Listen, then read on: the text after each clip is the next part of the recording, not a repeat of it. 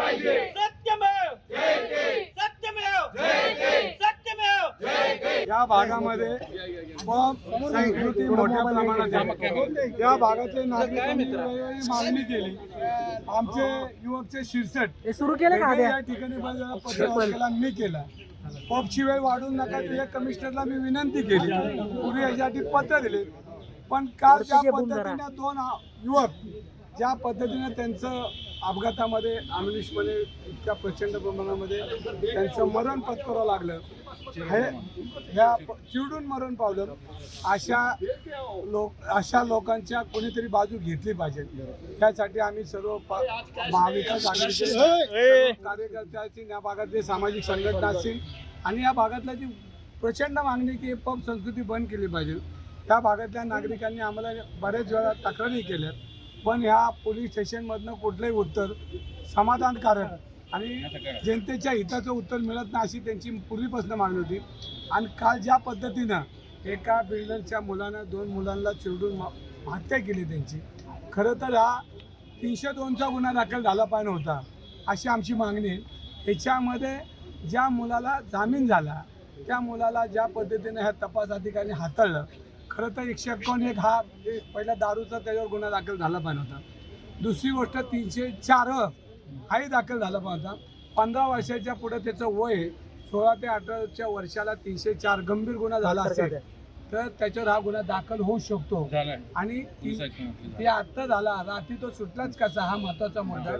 आणि हे का झालं तर पुणेकर रस्त्यावर आले आणि ज्या प्रशासनाने ज्या गृह खात्याने हे लाडवलेली ही पबची पिलावळ ही जर थांबली नाही तर देशातला तरुण शहरातला तरुण हा नस्तेनाबूत होण्याच्या मार्गावर आहे। ज्या मुलांनी दारू पिऊन रात्री 17 वर्षाचा मुलगा इतका प्रचंड दारू पिऊन गाडी चालवतो, म्हणजे एकच मुलगा चालत नाही तर हजारो मुलं अशा पद्धतीनं पोलीस शहरामध्ये आई वडिलांच्या जीवात मात करतात आणि याला गृह खातं पैसे मिळतील, महसूल मिळतील अशा पद्धतीनं चुकीच्या पद्धतीनं हा महसूल गोळा करण्याचा प्रयत्न करतात। ज्या मुलाला 2-3 गुन्हे दाखल करायला होते आणि त्याला बाल सुधार गृहामध्ये पाठवायला होतं आणि त्याच्या वडिलांना गुन्हा दाखल करून त्याला अटक करायला होती, पण ह्या ठिकाणी रेड कार्पेट टाकून त्याला घरी पाठवला।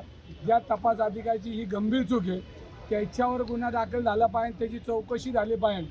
काल रात्री करोडो रुपयाचा व्यवहार ह्या पोलीस स्टेशनला झाला आहे। सीपी असं म्हणताय करोडो रुपयाचा व्यवहार याच्यामध्ये झालेला आहे। या व्यवहारामध्ये चौकशी झाली पाहिजे आणि ह्याच्यामध्ये त्या तपास अधिकाऱ्याला कोणाकोणाचे फोन आले आणि कोणी वरिष्ठांनी त्याला मदत केली त्याची चौकशी झाली पाहिजे।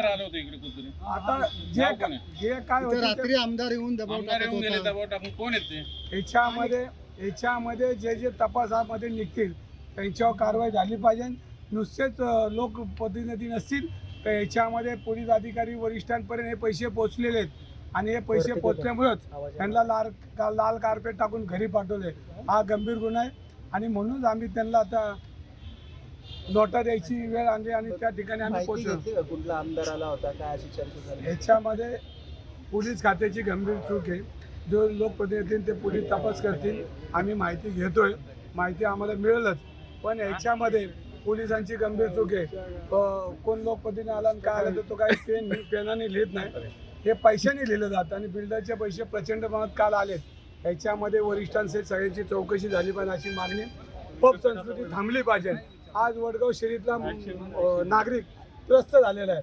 आजूबाजूला बिल्डर आहे तो एका आमदाराचा पार्टनर आहे, बिझनेस पार्टनर आहे, त्याच्या मुलाला वाचवण्यासाठी एक आमदार इथे रात्री ठिय्या मांडून बसला होता, त्याविषयी आपण काय बोलणार की नाही? ह्याच्यामध्ये मला पूर्ण माहिती नाही, पण मी माहिती घेणार आहे आणि जर असेल तर ते मला त्याची माहिती मी सांगतो।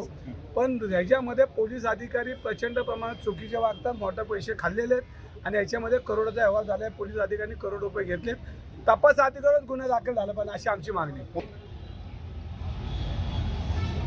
दोषींना शिक्षा झालीच पाहिजे, दोषींना शिक्षा झालीच पाहिजे, दोषींना शिक्षा झालीच पाहिजे। गुन्हेगारीचा सूत्रधार शोधलाच पाहिजे, शोधलाच पाहिजे, शोधलाच पाहिजे, गुन्हेगारीचा सूत्रधार शोधलाच पाहिजे, शोधलाच पाहिजे, शोधलाच पाहिजे। दोषींना पाठीशी घालणाऱ्यांचं